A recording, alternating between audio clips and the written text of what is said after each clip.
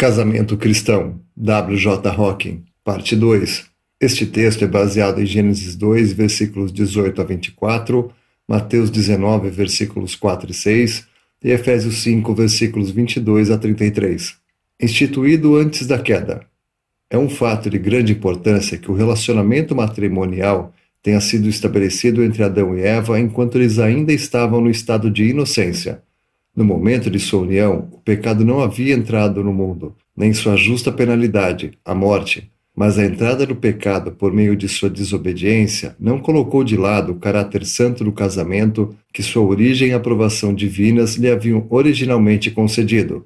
Este, de fato, foi o fundamento sobre o qual o Senhor Jesus, muito depois, defendeu a instituição primitiva e afirmou a santidade permanente do casamento. Não foi, por exemplo, um relacionamento introduzido pela lei dada a Moisés, mas o casamento foi o propósito de Deus para o homem desde o início de sua história.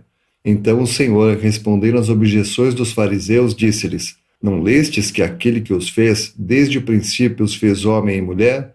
Isso está em Mateus 19, versículo 4. E eles também não leram no mesmo tema: E os dois, marido e mulher, serão uma só carne? É verdade que, tendo sido unido pelos laços do casamento, Adão e Eva desobedeceram conjuntamente ao mandamento do Senhor e caíram em pecado.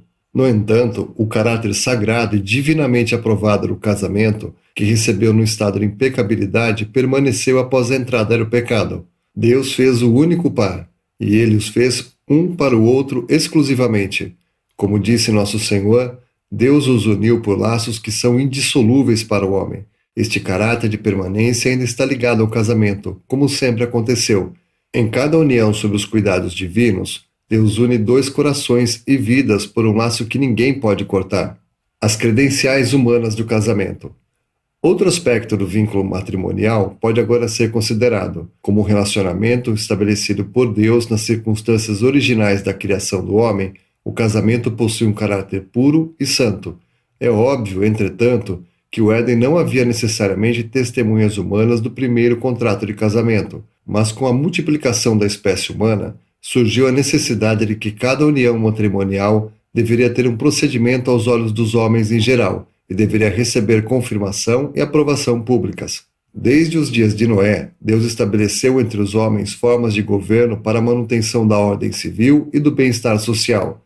Os poderes constituídos na comunidade são ordenados por Deus, e seus regulamentos devem ser reconhecidos e obedecidos pelo cristão. Vemos isso em Romanos 13, versículos 1 a 7 e 1 Pedro 2, versículos 13 e 14.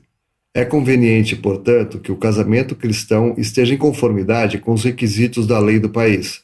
Na verdade, é expressamente recomendado ao crente que esteja sujeito aos poderes superiores e se submeta a toda instituição humana por causa do Senhor.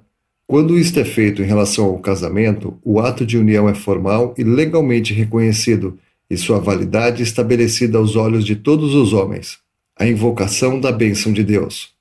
A cerimônia de casamento exigida pelas leis civis para conferir a condição de casado às pessoas envolvidas é totalmente distinta da união espiritual de marido e mulher, que resulta do exercício da própria vontade e orientação de Deus sobre os corações das mesmas duas pessoas. Este último é o lado mais sério e, no entanto, o mais feliz dessa união. Por isso, os cônjuges, percebendo o caráter solene do passo inicial que deram na vida de união com a qual se comprometeram, buscam a comunhão e as orações da Assembleia de Deus em seu nome. Desse modo, eles confessam abertamente que em seu novo relacionamento, seu desejo comum é receber ajuda divina para que possam caminhar juntos no temor do Senhor, em obediência à sua palavra e na promoção da glória de seu nome.